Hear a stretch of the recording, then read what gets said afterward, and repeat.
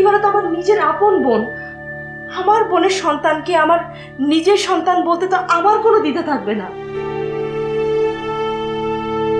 তুমি কেন বুঝতে পারছো না? প্লিজ, আমি তোমাকে হাত জোর করে রিকোয়েস্ট করছি, প্লিজ তুমি আমার অনুরোধটা রাখো।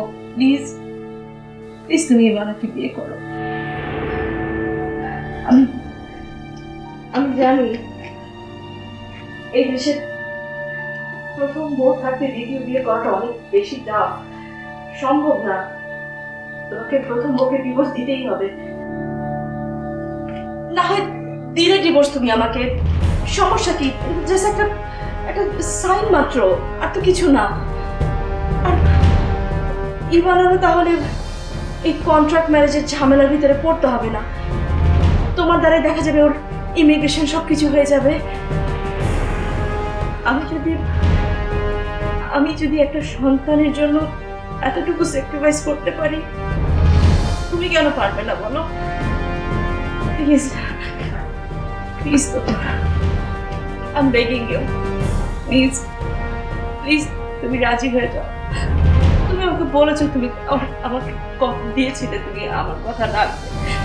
তুমি কিন্তু বলেছো আমি যা চাইবো তুমি আমাকে তাই দেবে, বলেছো না? বলো, তুমি কিন্তু আমাকে ওয়ার্ড দিয়েছো। প্লিজ প্লিজ তুমি রাজি হয়ে যাও।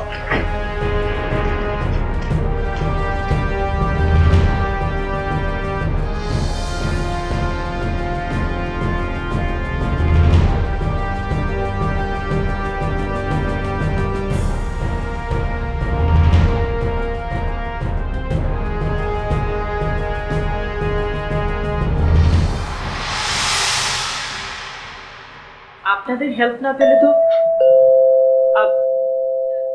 জি জি, আমি আমি বুঝতে পেরেছি। আমি বাকি সব ফর্মালিটিস নাজমুল ভাইয়ের সাথে ঠিক করে নেবো, ঠিক আছে? জি, রাখছি। জি, থ্যাংক ইউ।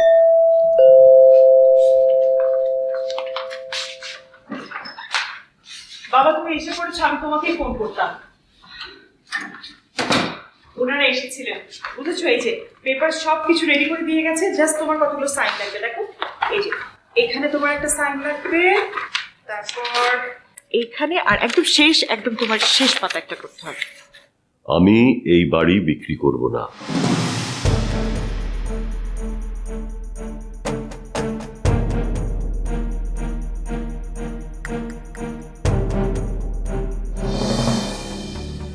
আমার এই জীবনে তিনটে মাত্র জিনিসই ছিল, তোর মা, তুই আর এই বাড়িটা। তুই তো আগেই আমাদের ছেড়ে চলে গিয়েছিলি, তোর মাও চলে গেল। এখন এই বাড়িটা ছাড়া আমার আর কিছু নেই। আমার শেষ সম্বল আমি এভাবে চলে যেতে দেব না।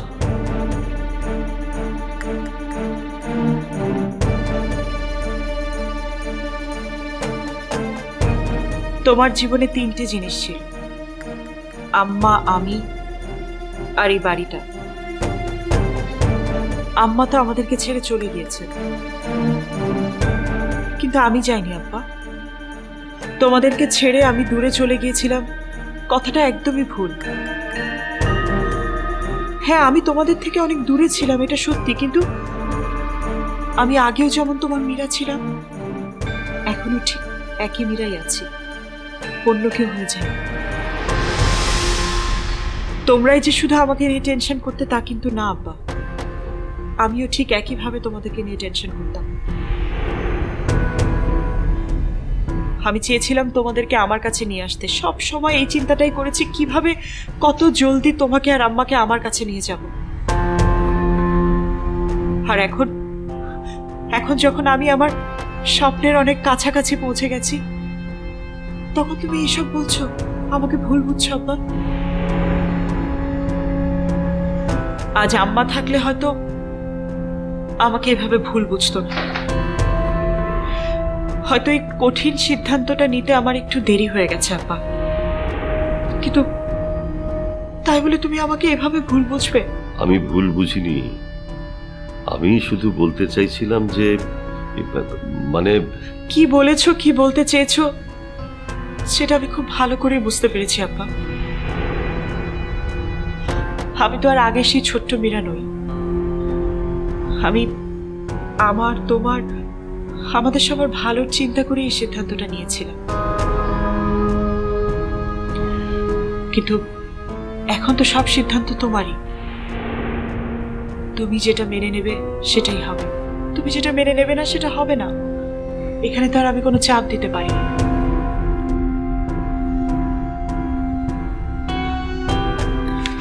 সেই অধিকারও হয়তো আমার নেই।